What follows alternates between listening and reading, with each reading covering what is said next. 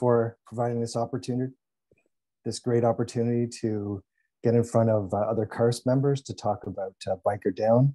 Really pleased to have Jim join us from over the pond in the UK.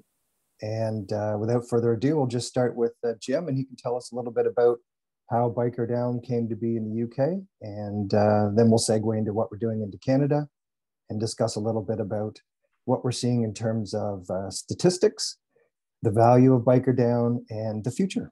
Jim? Right, thanks, Steve. Good afternoon, everybody from the UK. It's a real honour to be asked to take part today and talk to you all. It's going to be very odd just talking to the camera and not having any sort of two-way conversation, so I look forward to getting any questions at the end. Steve asked me to do an introduction, I suppose, to give you the foundation or the background to how Biker Down came about and who we are and what we do over here in the UK. I suppose initially, and I don't want to go into too long a story, but initially what happened was around 2010, a colleague of mine in the fire service, in Kent Fire and Rescue Service, which is the county that I work in, had seen what one other fire service in the UK was doing with motorcycles and motorcycle safety. Believe it or not, RTCs, or road traffic collisions involving motorcyclists, are something that fire service get called to from time to time. Not only do we do casualty care, of course, but releasing people from, that have been trapped within an incident. So it was something that was in our remit, motorcycle safety. It was something that we had a responsibility to try and target. He'd seen what another fire service was doing with motorcycles, and he approached our bosses and said, pretty much, I think you should buy us a couple of motorbikes. We'll dress them up to look like fire engines in red and yellow, and we'll go out and start targeting bikers. I'm sure it wasn't quite as simple as that, but as you can imagine, the initial response would have been probably spitting into their tea as they choked on the idea, the thought of firefighters riding motorcycles. But he did go on to explain some of the statistics that we're faced with in the UK, which is that motorcyclists make up 1% of all road users, but sadly make up somewhere around about 20% of all those killed and seriously injured. He also pointed out the fact that the Fire Services Act required that we had, if you like, an obligation to target this minority group that aren't that well represented in the UK. The long and the short of it was that they found some funding from some lottery awards and suggested that they could fund the initial purchase of a couple of fire bikes and look at training of some suitable applicants from within the fire service. And we were quite adamant that we wanted to use firefighters for this sort of work, because we felt that that first-hand experience that firefighters have would be something that bikers would be able to engage with and connect with. And I suppose there is a little bit of that, I don't want to say hero worship, but there is a little bit of that in awe of firefighters that the general public can be. So we thought we would be able to capture the audience. Subsequently, we bought 2 fire bikes. We were basically asked if we could put out for recruitment. A few people put their hands up within the fire service that fancied the idea of this. I was one of them. And the fire bike team was created. Now, in the UK, initially, we have the police who run a course called Bike Safe, which is really successful, and that had been running for 10 years already. And of course, the police are at the pinnacle of the food chain when it comes to motorcycling. All other bikers will look at police motorcyclists and will basically stand in awe of their riding ability. So when the police started to do the Bike Safe scheme, which was effectively a level of training for members of the public, it took off. It worked really well. As firefighters, our riding ability isn't something that we're known as. And although we were very highly trained on the fire bike team, we weren't really prepared to go and try and steal the thunder from the police and suggest that we could train people to ride motorcyclists. And initially, we would go out to various events. We would pretty much stand there looking pretty, as I often describe it. You know, we'd look great with our Honda Fireblade done up in fire service colours and, you know, our matching leathers. But the reality is, when you're dealing with motorcyclists, you're dealing with enthusiasts. And I'm sure it's the same in Canada, that the vast majority of people that ride bikes do so for pleasure. Sure, a lot of them will use it to commute, but it's a choice, not something that they're forced to do, unlike most car drivers who drive because it's a necessity. Therefore, when you arrive at an event, a bike meet, and you stand there effectively to try and give safety advice, what exactly can you tell them? The majority of bikers are already engaged. They're already wearing the correct gear. They're already making sure that their helmet's done up, that they've got a good pair of gloves on, and, as I say, good leathers, etc. So if I'm honest, for the first few events we went to, we were often sort of left feeling a little bit useless. We didn't really know what we were supposed to be promoting. We would promote the bike safe course the police ran, but we didn't have our own thing. So let's cut to the chase. The long and short of it was, as a social rider as well, I was out one day on a social ride out with about 20 other bikers. I didn't know them particularly well. It wasn't a club. It was just a group that had got together on social media and said, let's meet up and have a ride out. There was one particular guy that was riding. His riding standard wasn't great. He wasn't riding very well. He was quite selfish in the way he was behaving. And I watched this guy and I thought, sooner or later, you are either going to have an accident or someone's going to lose their temper with you. He was just riding like a bit of an idiot. Sure enough, we were coming into a stop on a very fast dual carriageway, 70-mile-an-hour speed limit. I happened to be at the front of this pack of bikers at that point, and I was doing a good, healthy 70 miles an hour, Your Honour, honest. And this guy flew past me in the outside lane, so I don't know how fast he was going. It was a slightly damp day, and as he flew past me, I think we both simultaneously realised that the slip road we needed to take off to go to the stop we were heading to was coming up on us very quickly. And I could see almost immediately I was going to have to brake. He had to brake really hard, which he did. He also started to move from lane 2 to lane 1, and it was a wet day. And as he was braking very hard across the white painted area, he lost the front end. It just washed out completely. There was bits of bike flying across the road. He shot across the other side of the road, and I instantly had to go into sort of an emergency stop type procedure. I went past him, past the carnage, parked up in the slip road, walked back up and took over. I won't bore you with the details of the first aid and traffic management, etc., but I did what I needed to do. Once the incident had been taken care of, I then went off on my way home. And like you do, as I drove home, was having the opportunity to think about this and a self-debrief, if you like. From my perspective, I was happy with what I'd done, but I also realised the level of confusion and panic amongst the other 18 or so bikers that really didn't have a clue who I'd had to organise. And then I had that light bulb moment. It really was a eureka moment. Effectively, what do the fire service do? And what do we do well? We respond to incidents. We know how to take control of a scene instantly. That's what we're good at. That's what we're the professionals for. And hence the idea, if you like, of Biker Down was created. I went back and I talked to my boss on the fire bike team, and I literally said, Lowell, his name is Lowell, I've had a fantastic idea, singing my own praises. And I explained the premise of Biker Down. I said to him, what are we good at? Like, we're good at responding. We do scene management. This is what we do best. I told him about the incident, what had happened. And between us, we came up with the idea of modules 1 and modules 2 of Biker Down. At that point, modules 1 and 2, as I'm sure Steve will explain, if you don't already know, are accident scene management and first aid. So that's modules 1. Module 2 is the first aid section. This is all quite responsive. This is after the horse has bolted, so to speak. What we're about as a road safety team, and all road safety teams are about, really is prevention. So we at that point discussed it and realised we would need a module 3 as well, something that was more about the preventative side of things. So we looked into it. We built a PowerPoint. I developed an idea about the strategy, and really all I had to go on, guys, was my own foundation as a road traffic collision instructor, as a firefighter.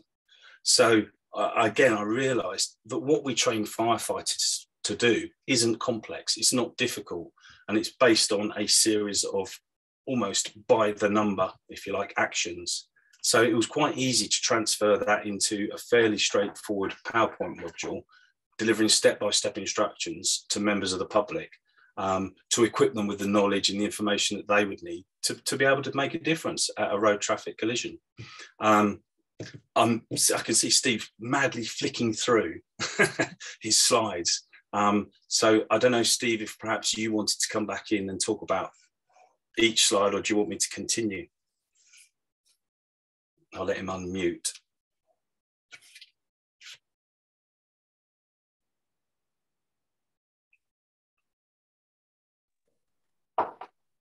Yeah, Jim, if you don't mind just doing a little surface touch on each module, I'll flip through the 3 slides. That'd be great.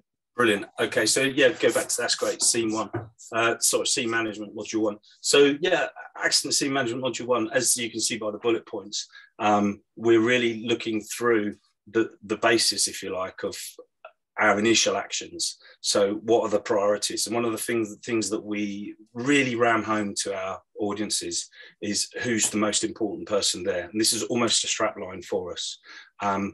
There is nothing more important than you.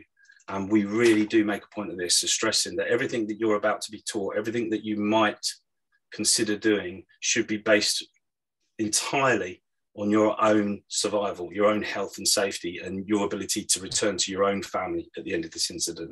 So we really do prioritize that, I suppose, above all else. But we talk about identifying the different hazards that they may be faced with at a road traffic collision, some of the hazards that perhaps they may not consider initially, the risk of fire. You know, a lot of people watch Hollywood films and see cars have an accident and explode into a ball of flames. In 22 years, I've never known a car do that. It doesn't tend to happen. The only time I've seen a motorcycle explode into flames was actually one of my own that I managed to crash. But again, it's very, very rare. But there is that issue of fires developing very, very slowly out of sight. So we do touch on the risks of fire. We do touch on the risks of other people coming into an incident, perhaps bringing in some form of ignition, the fact that there could be fuel spilt on the ground. We talk about how we would approach the scene of an incident. So I mentioned from my story initially that I managed to go past this accident and then walk back up to the accident. Now, that was just something I did through common sense. But the reality is, if we say to people, if you're safely able to get past the incident and then walk back up to it, the advantage, of course, is now walking into oncoming traffic. And one thing we train firefighters in basic training to do is never turn your back on live traffic. So these little sort of factors, another really interesting thing that happens a lot in the UK, and I've seen it a lot with motorcyclists, they will tend to try and use their bike as a barrier or as a fend-off vehicle. So if an incident happens, there may be a temptation to put your motorcycle the live side of the incident as a form of warning to oncoming motorists. And that's something we do in the UK with fire engines. We use them as a fend-off. But as I explained to people, if you put your pride and joy the live side of the traffic, sadly, it's going to have no effect whatsoever in stopping another bike, let alone a car or a lorry. The reality is that anything else is going to hit your bike and push it into the incident. It's far better for you to get your bike out of the way where you're not worrying about it, you're not thinking about it. When we talk about getting other people on scene to act, if you like, as that, not so much as a barrier, but as that initial warning to other drivers. But we also talk about walking past the incident, not going to help straight away, because it may be you need to walk up to the bend in the road and stop the next car that comes. So it is very much about prioritizing things and getting people into the right frame of mind where they're thinking about scene preservation. Your one job is don't let it get any worse, and making them realize, if you like, that they might not be able to make it any better, but they can stop it getting any worse. And they have a responsibility to make sure that they go home at the end of that ride out. You know, you'll do what you can do within your power, but you have people at home that need you to go home. You're not paid, you're not duty bound to, you know, to risk your life in trying to help somebody else. We talk about dynamic risk assessment, which I found out as I started to deliver Biker Down was something that was very much fire service related term. Dynamic risk assessment, that's a whole lecture in itself, so I won't go into it now. But we talked to them about what a dynamic risk assessment is, and we talked to them about the need to recognise that they're doing it and to keep paying heed to it, to keep listening to it and paying attention. Moving on to the secondary actions. So we talk about how we approach a casualty. We talk about the three main aspects, I suppose, of first aid for us is about managing major bleeds, CPR and helmet removal. We talk about establishing contact with the person. We explain to them the need to get some information, if they can, from a conscious casualty and try and maintain that contact to control the levels of shock, because I'm sure, as some of you are aware, shock is that secondary killer that can come in and that will kill people minutes, hours, days later, potentially. So about controlling shock. But when we look at the first aid module, we keep it fairly simple. We don't advertise it as a first aid course, so there's no certificate involved. There's no qualification at the end of this. The beauty of that is that anyone can deliver Biker Down, because it's not purporting to be a qualification. It is information, and that's how we sell it, if you like, to the general public. We teach them how to do CPR. We teach them how to do a safe helmet removal with 2 people, and we teach them how to stop a major bleed. Guys, at the end of the day, you do not have lots of first aid equipment to hand or the knowledge to be able to bring people back, so to speak. Your role as an immediate emergency carer is really to try and preserve life until the professionals get there. And that's really what we concentrate on with people. I've got written evidence as well, where we've taught CPR to people, and I've got, as I say, I've actually got this written down and news stories back from people that have been taught CPR that subsequently have carried out CPR on a loved one, a member of the family who had a heart attack. Nothing to do with, you know, a motorcycle accident. And that's just fantastic, because everybody should know how to do CPR. So that is why that's one of the main things that we look at. Obviously, major bleeds is self-explanatory. Sadly, there's some major traumas can be involved in a road traffic collision. I don't know about Canada and North America, but certainly in the UK, there was a myth for many, many decades, and it's still out there a little bit. You shouldn't touch a motorcyclist's crash helmet. Obviously, if somebody isn't breathing or is breathing at less than 10 breaths a minute, then they need help breathing. That helmet has got to come off. And you do find this confusion amongst bikers, you know, where people will say, oh, don't touch his crash helmet. But the reality is that will need to come off to manage that airway. So we teach them how to do this safely. And unfortunately, because of the progress that's been made in first aid, we now understand an awful lot more about C-spine management. We know we can do this safely. Next slide, please, Steve. The thinking biker. So credit for this, actually, probably really a lot goes to Steve, the version you're going to see anyway. As I explained earlier, we had module 1 and 2. They came to me instantly, but we needed to be not just reactive, we needed to be proactive, we needed to be doing preventative work. So my boss, Lowell, had said, Jim, you're going to have to come up with something road safety wise, because the bosses aren't going to buy this if we're just telling people to do what to do after the event. You know, it's a bit like we go out and fit smoke alarms in people's houses. We don't just go out and put out fires. We teach people about fire safety within the home. And that's what we really needed to do with module 3 of Biker Down. We needed to come up with something. I initially had a chat with a guy who I knew, who I would say is what I call a privateer type road safety guy in the UK called Kevin Williams. So he doesn't work for any government body or local government body, but he's very, very passionate about what he does. And I often have described him as a professor of motorcycling. He's very academic. And he taught me an awful lot about the issues motorcyclists and car drivers are facing with regards to their visibility. And it isn't as simple as just popping on a high-vis vest and assuming the rest of the world is going to see you. We know that's not the case. So we looked at basically putting together a presentation called The Science of Being Seen. That was another PowerPoint. And I'm aware that Biker Down was quite PowerPoint heavy. Module 1's the PowerPoint. Module 2 is practical, which was great. But Module 3, another PowerPoint. We ran with that for the last 10 years. But I was really keen to find another format to deliver this sort of information. And Steve basically put together a new version of The Science of Being Seen, which is called The Thinking Biker. And as the slide suggests, this is in a film form. I back this up in the UK now. We've been delivering it for about 6 months, and I back this up now with a very short chat, because I do find that a lot of the audience really want to talk about it. It really piques their interest and it really makes them think. And that's why I really enjoy this part of it, because I do get good responses from people that want to talk more now about some of the issues we talk about. Saccadic mask, motion camouflage, dazzle camouflage, the lumen effect, and the current sort of strategies we employ. Something I'm really passionate about is the need for us to create thinking bikers. So not bikers that have just swallowed the pill, that have just listened to what government and safety authorities are telling them. And I'm not, disputing the work that we do as, if you like, road safety practitioners, but we're often just feeding them information. We're not really engaging in a two-way process. And what's important is to provoke their thought processes, really make them start thinking and asking us questions about some of these issues and giving them a little bit more of the science behind what's happening, why we have these conspicuity issues. Next slide, Steve, or over to you. Not sure if I finished it.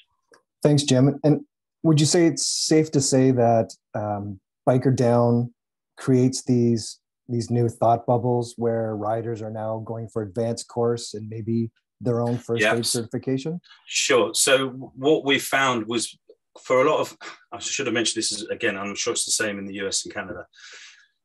The police, I mentioned earlier, have bike safe. But the problem with the police is that the police are the police, and they're not always seen as, if you like, a neutral authority. Firefighters are very much looked at as neutral. And it's, it's not the police's fault, but we're often seen as the good guys. The great thing was about us doing motorcycle safety was we were able to reach a wider audience, and also we were more approachable for people. That's a fact of the matter. And we've started working a lot more with the police recently, and the police have noticed this as well. So certainly what we found was we were not having any problems engaging with people because of who we were as firefighters.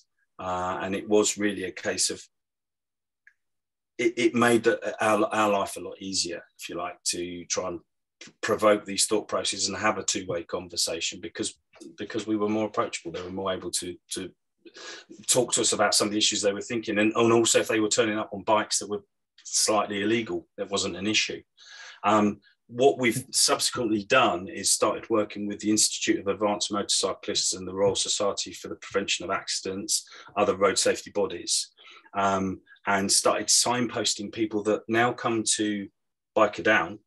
We signpost them to the police bike safe course, because we're able to talk to them about the police and what the police bikers are like, and ease maybe some of their fears or concerns about going to work with a police officer for the day and see how to ride. We introduced them to the concept of the Institute of Advanced Motorcyclists, which in the UK is a big organisation, probably the biggest, that promotes advanced motorcycle riding. We are that first step for them, because they realise that the firebike team are all IAM instructors, and it's something that we support. Another organisation we've started working with in the last few years is DocBike, which is a charity which is set up to try and get trauma doctors on two wheels, on motorcycles, going out to, if you like, instant emergency care at the roadside. It's not something that we have, we have ambulances obviously and paramedics, but not qualified doctors going out on motorcycles. So DocBike works quite closely with our air ambulance in the UK. So we now signpost people to DocBike as a charity, but DocBike in turn have started to deliver Biker Down, which is huge credibility for us, that we've got qualified doctors in the UK now prepared to deliver Biker Down courses. So there's this synergy, if you like, between road safety advocates, as in the fire service, the Institute of Advanced Motorcyclists, who are interested in advanced training, but they need to attract more people to them because they're not that sexy, if I'm honest, and also DocBike and the police. There's been some real great partnership working that's developed because of Biker Down and because of the approachability, if you like, of the Biker Down idea. And I can't just claim it as a firefighter. It's proved really popular amongst bikers in the UK. They really appreciate Biker Down. Thanks, Jim. And I can jump in here and just add that and toot Jim's horn a little bit, but it's a smash hit over in the UK. In fact, they've already won the Prince Michael International Road Safety Award and an IAM award. And feedback from participants is just through the roof in terms of the excellence of the service delivery and the quality of the curriculum and making a real difference. So I think there's one other issue. Actually, there's one other thing, Steve, and I know you know about this, but we haven't really mentioned it for this particular presentation, was the work I've been able to do with the military in the UK. So the Ministry of Defence also gave us an award for the work we did with the military, because they found with the military young men who are looking for adventure, who are getting out onto motorcycles. It's not a great mix. The reality is that it is an issue for the military in the UK with some of their squaddies that are coming home off leave, whatever. They've been out in a dangerous environment. They're getting on their motorcycle and off they go. What we've done is we've trained many, in tens of military instructors now to be able to deliver Biker Down, and they now deliver that on certain military bases around the UK. And there was a point at which I delivered it to the United States Air Force up in Oxfordshire, and I know they were running it on one of their bases as well. But there's another example, if you like, of the spin-off of partnership working for another organisation. Right. No, that's brilliant. And we see the same sorts of things in the US with the various armed forces. They have their own road safety teams again, young men and women looking for ways to burn off energy. So Yeah. fantastic. And I think that's sort of a good segue, because I think we need to just sort of take a quick look at the UK stats. And I know this is kind of a busy slide, and there's some 11, motorcycle accident stats here that I won't go through, but you can take a read here at your own leisure while I speak. Number 4 is what really jumps out in terms of the success that you and the other organizations are having in the UK. And in fact, you've seen a 58% reduction in fatalities over the last number of years. And I think it was between 2019 and 2020, you actually had an additional 20% drop, which is really fantastic. And I think some of the innovative programs that you're bringing to the motorcycling community is making a difference.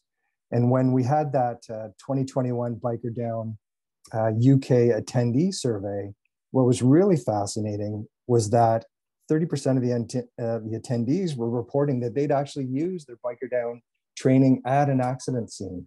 And some of them had said they'd even used it more than once. And I think that really speaks to the way that you're empowering the motorcycling community to be able to step up in time of need, especially with the past 2 years with COVID, where EMS have been taxed in terms of their ability to respond. Hospitals being taxed with the amount of casualties they could process. And so really empowering the riders to make a difference during these last 3 years really made a difference. So tip of the hat for that. And if I can just sort of zoom out. So Biker Down obviously fills a gap. We have our rider training. We encourage riders to wear all the proper gear. But really what we don't have anything that fits into that post-crash response. And this isn't something that, we're sort of pulling out of thin air. If anybody's following the United Nations and their recently released Global Plan on the Decade of Action for Road Safety, they clearly indicate that a big what to do in order to reduce accidents, traffic deaths, and injuries by 50% is for various communities, various stakeholders to look at ways to improve that post-crash response. And certainly Biker Down really slots in there as a life-preserving tool to be able to, as you described, make a save until the professional first responders come in. So if anybody watching the webinar today is linked arms with the UN and the Global Plan for the Decade of Road Safety, Biker Down slots in nicely to what their agenda is. Now, just to sort of focus in and zero down on Biker Down Canada, I hate to say it, but our numbers of killed and seriously injured are on the rise, contrary to what we're seeing in the UK. And in fact, looking at the 2021 numbers that aren't out yet, we're probably going to see an additional bump. And you can see in the bottom right corner, I've pulled some numbers straight from Transport Canada. And we're also seeing, and I know, Jim, you've seen this in the UK, but we're still seeing killed and seriously injured post-accident. And those specifically have been the Good Samaritans who have sort of leapt into the breach, tried to manage an accident scene, may have been injured or killed on their own. And certainly the Module 1 with the accident scene management really helps to curtail any potential Good Samaritan collateral damage, if you will. Now, I know this probably isn't new to anyone on the call, but motorcycle sales during the pandemic have been on the rise, which is great news for our industry. And certainly we've seen a large number of new riders joining the sport. We've also seen some riders who have had previous experience and they've rejoined. Unfortunately, what we've also seen at the same time, that obviously, is headwinds from COVID in terms of delivering testing and delivering training. There's been a backlog here in BC where I live. We've seen some riders who have, not even passed their test, jumping on their bikes and getting out there. So I think that we're probably going to see over the next year or two numbers of KSIs that'll be sort of on what we've already been seeing in 2020 and maybe even in a slight increase. And certainly, and definitely studies prove this out, the riders who are at the greatest risk of death are the ones who are in their first 3 years of rider on the road. And so if we don't have a chance to educate them, we don't have a chance to get the proper testing and the training, certainly we are going to be, again, experiencing some increase in numbers. I just want to back up and say that Jim and I are both very avid motorcycle riders. We love the sport. We ride for the passion. We ride for achieving mental clarity. And so in no way are we saying that, biking is bad, biking is unsafe.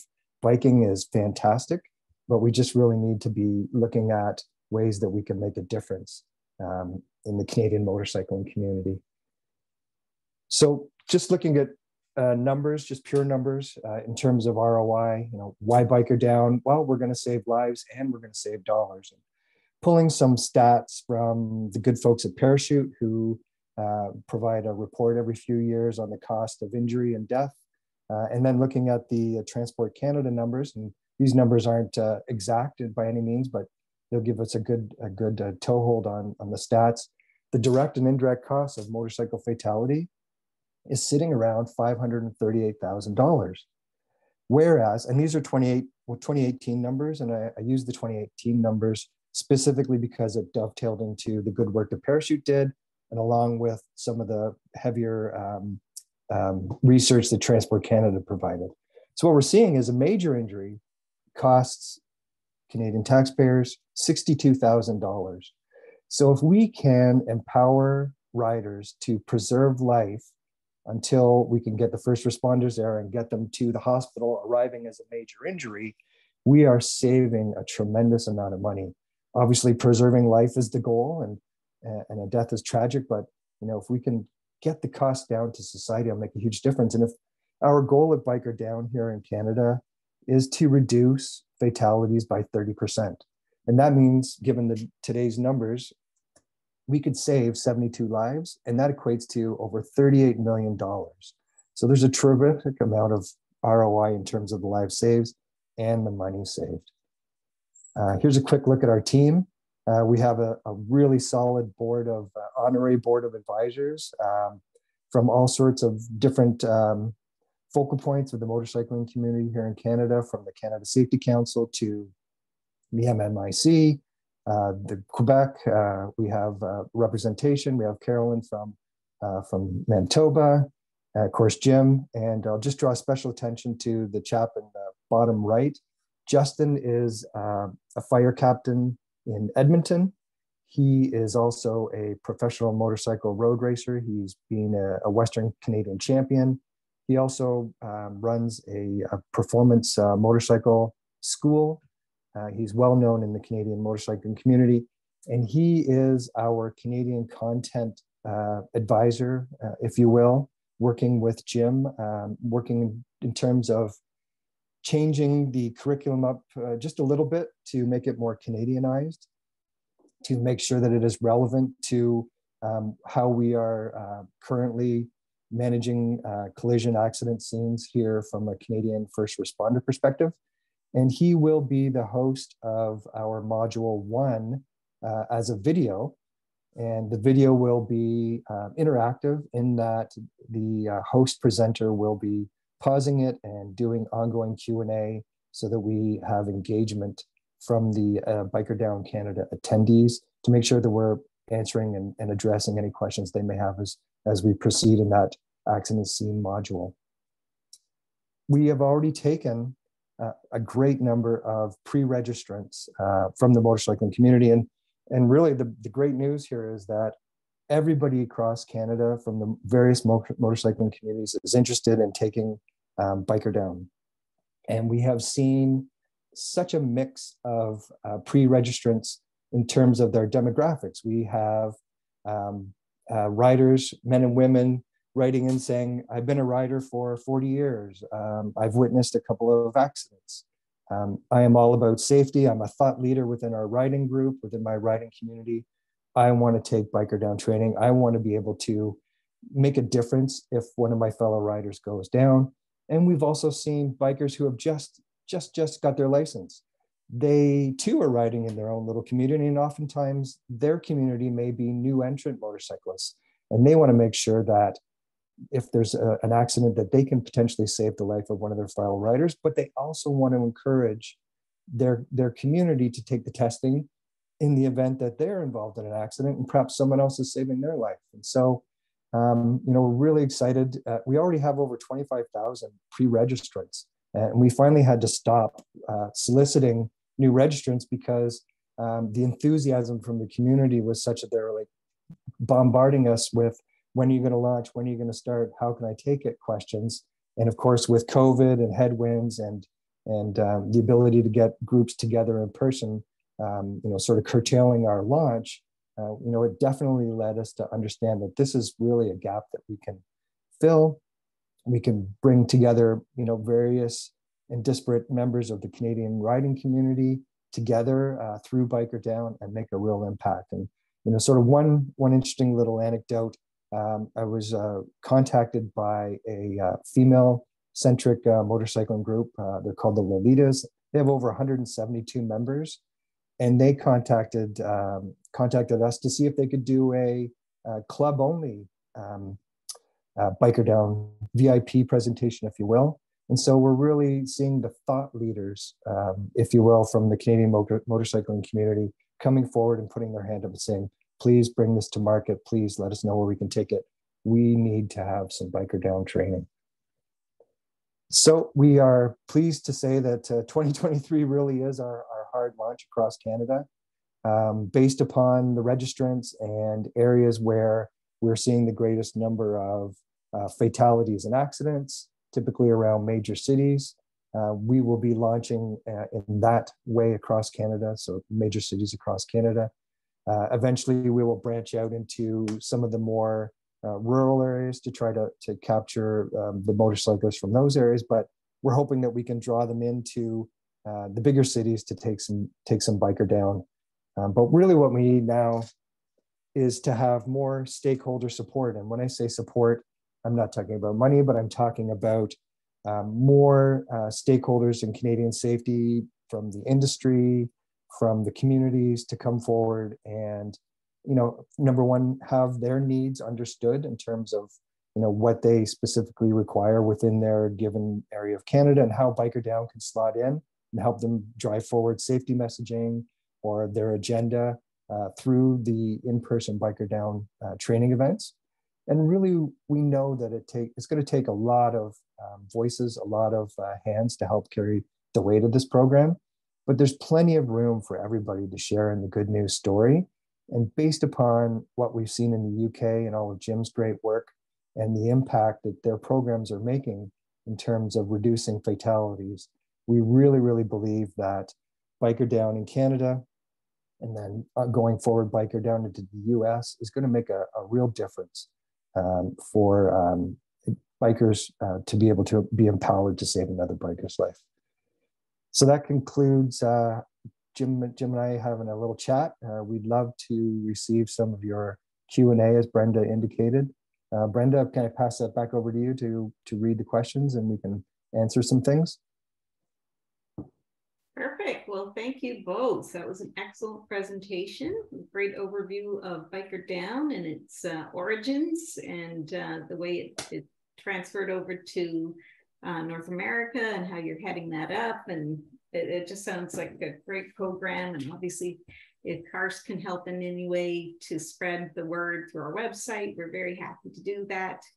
And as I said before, great to have Steve on our board as well. So I'm going to pass it over to the audience, but I'm just looking and I don't see any questions as of yet. So if people could please consider any questions that you might want to ask our two presenters. But in the meantime, I was curious about this Doc Bike program. And I'm just curious why it is delivered on a motorcycle rather than a car. Is one of the reasons that people, well, it's a bit easier, I guess, to get into certain locations, I guess, where a collision might be occurring.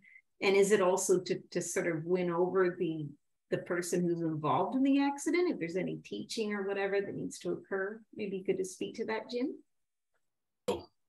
Just unmute. Yeah, I mean, Dog Bike was set up by a guy called Ian Mew, Dr. Ian Mew from Dorset in the south of the country.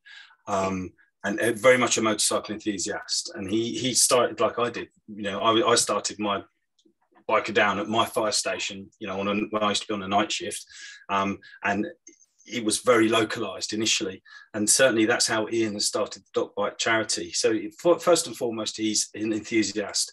He's a trauma doctor in emergency care, and he, like me, if you like, had recognized the need for fast interventions at any RTC, any road traffic collision, but specifically he was caring, if you like, for motorcyclists. And like me, he realized, like the fire service, he realized that actually if he can, as I said, make it a little bit sexier, let's get a doc bike. And if you look on the doc bike website in the UK, you'll see the doc bike. It's an emergency responders bike. It's got, you know, it's a BMW, full fairing, 4 panniers, all done up in the colours over here, which is yellow and green. And because he'd set it up as a charity, Biker Down isn't a charity, he'd set it up as a charity. He needs, if you like, not only to get the support of his audience, his motorcyclist audience, but he does need to raise money. So, and again, by targeting bikers with something for bikers, that isn't so difficult. So hence the relevance of using a motorcycle. But of course, there is the added bonus that you've got a motorcycle.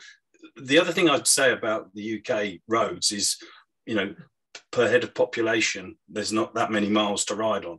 You know, we're a small country with 60 million people in it. Our roads are extremely busy. I mean, I've been around in Europe and even across into Wales, which isn't in another country, so to speak, but it's on the mainland. The difference in the roads is colossal. You really notice the lack, if you like, of traffic. This might explain some of our figures as well.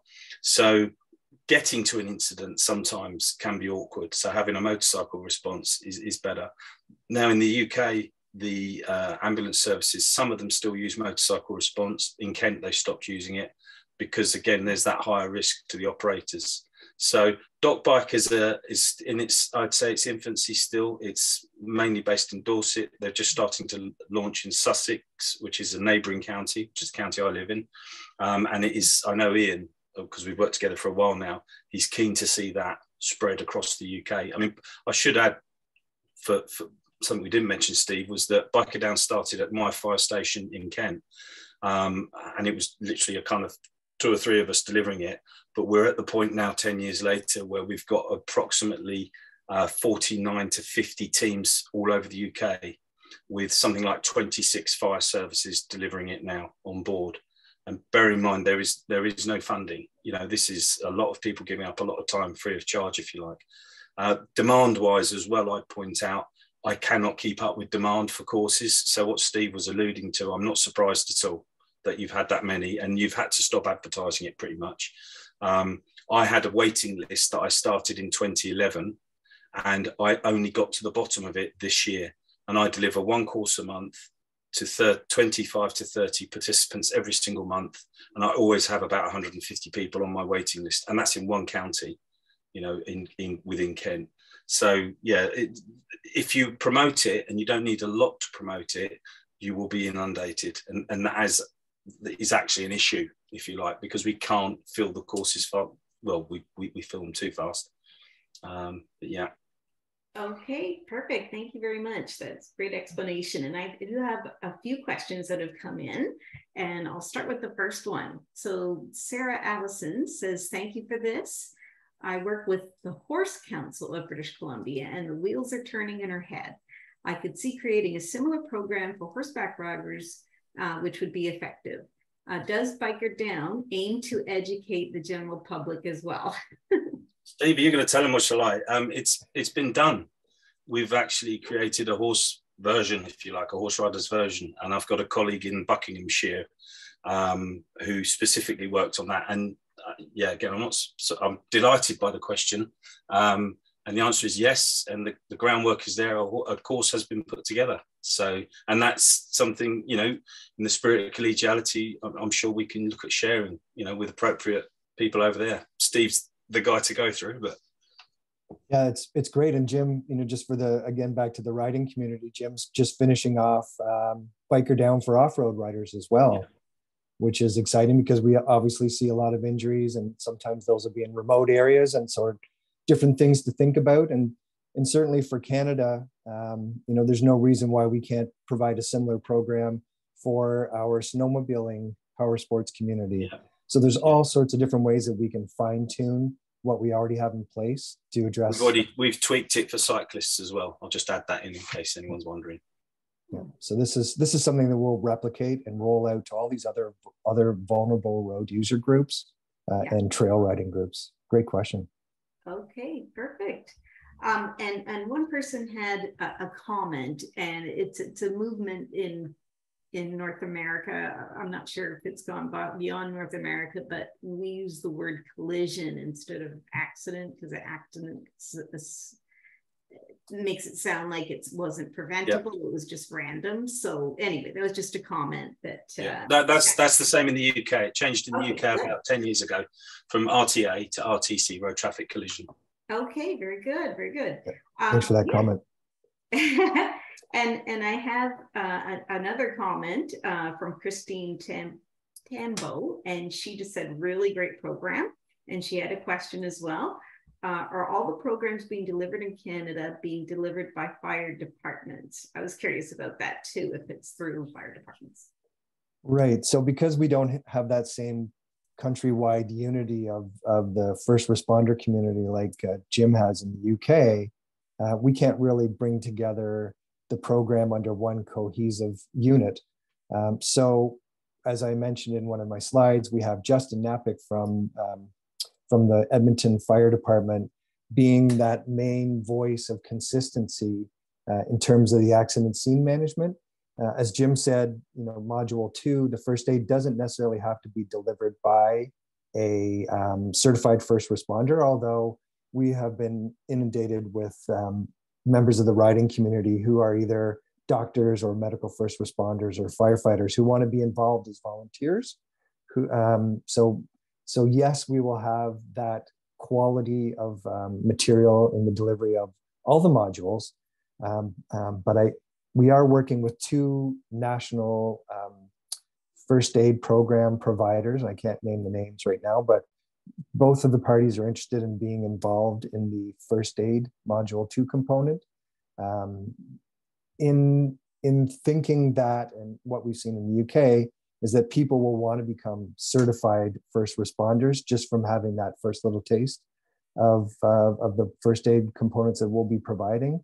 And so they see a value in being able to be involved at that, and then be able to translate that into certifying a lot of the motorcycling community. And certainly any way that you can tap into a very powerful and motivated audience like motorcyclists, it's a great way to further safety, if you will, across Canada, and with varying agendas, of course.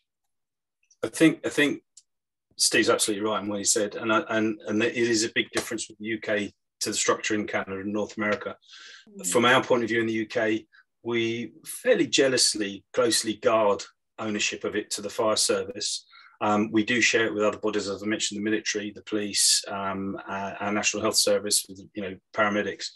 Generally speaking, we look for a buy-in from the fire service, and it's advertised as a fire service course, and we sell it. The credibility of it is that these are the guys and girls that are going out to these sort of incidents, and that is a great selling point. Steve and I have been working together for a number of years now, and I understand the situation in Canada is different. The setup is different. So wherever we can get that buy-in from, if you like, uniformed first responders, brilliant. But actually, it's obvious we're going to need to adapt it. The important thing is to get the information out there. And I don't really care how we do that. I care that people are getting this information.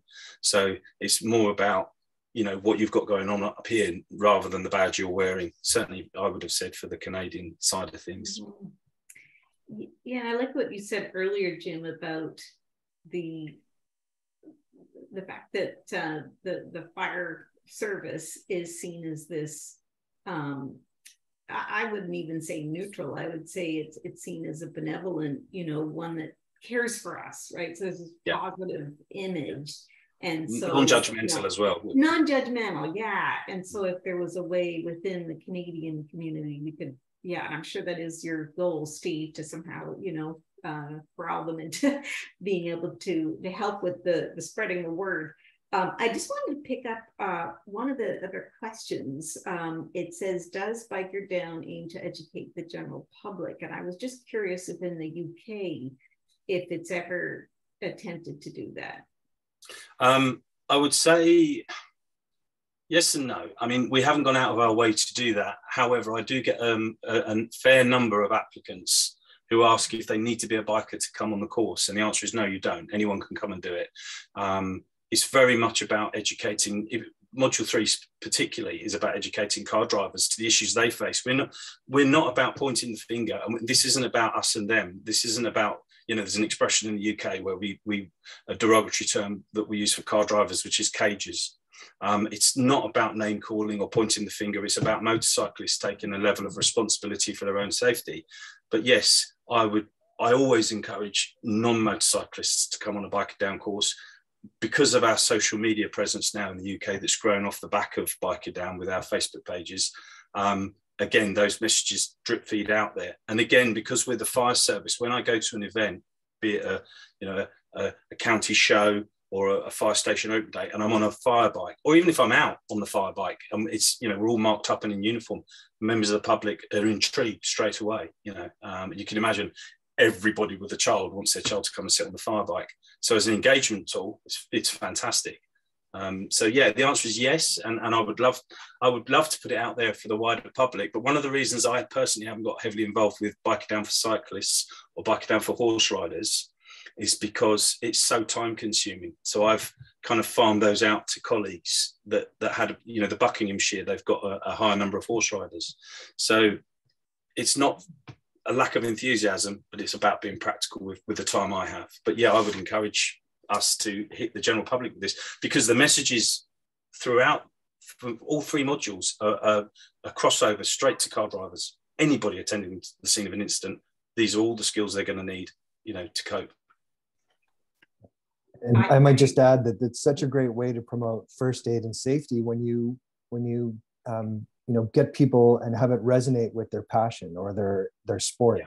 And so, a lot of times you'll hear Red Cross, for example, or St. John Ambulance saying, we're having a hard time getting people interested in first aid. It's, as Jim has said, sometimes it's not perceived as being sexy, but when you attach it to a passion, then it becomes something that's not only a vital interest, but it then helps with the proliferation of first aid just in the general population.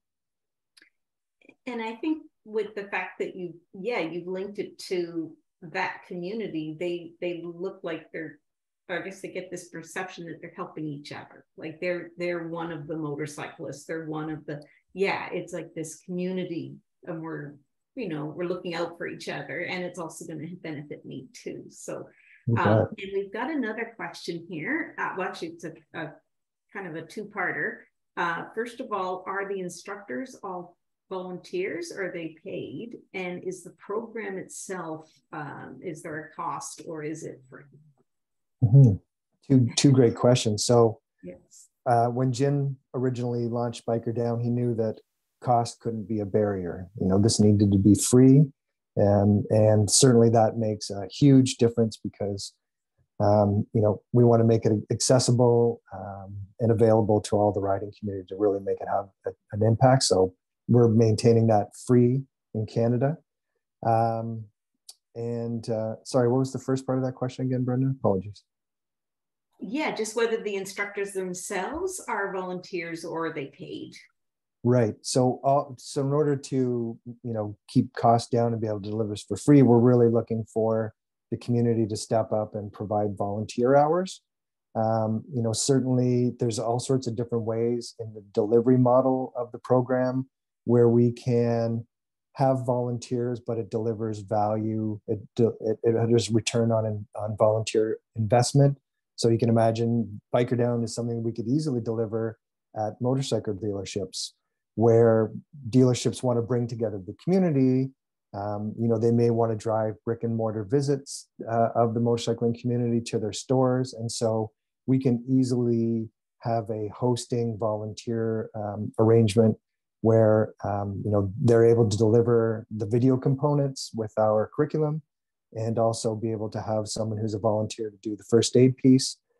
And really, this is, again, my call to action to anybody who's a stakeholder. You know, there's so many different ways that you can participate. And we're still open to hearing new ideas, new ways to make this work within specific regions. You know, I won't pretend to know all of everyone's agenda across Canada, you know, where specific pockets of motorcycle accidents are occurring, because the data isn't readily available in Canada. And so this is a great time for people to say, hey, Steve, hey, Jim, here's what we're seeing. Here's how we can envision Biker Down being done in our community. And here's ways that we can help facilitate that, be it through volunteering or getting the word out. You know, every little bit of assistance in that regard makes a huge difference for us. I think it's worth considering as well for organisations, different organisations. If it's within your remit to carry out this kind of work, then it may be that it makes sense for you to pay your staff to deliver it. Obviously, within the fire service, so when I deliver Biker Down, I get paid as an hourly rate as a firefighter, but because this comes under my duty, a statutory responsibility, they're happy to pay me a wage to do that. Having said that, I couldn't deliver it if I didn't have volunteers on the team as well. So that's civilian instructors that come in and assist. Now they're just registered as volunteers for the fire service, something they're incredibly proud of. They don't get paid to do the work, but they're more than happy to come in and do that. So I think organisations recognise a potential here for them to say, actually, do you know what, this is a box. This ticks a really valuable box for us. This is a way we can carry out our responsibility, and we'll pay our individual staff. But as Steve says, across Canada, it may be that it's delivered in different ways by different groups. Okay, perfect. Well, I'm sad to say we're at the end of our time, but it's been excellent presentations from both and some great questions. And on that last slide, Steve had provided his email as well as his phone number.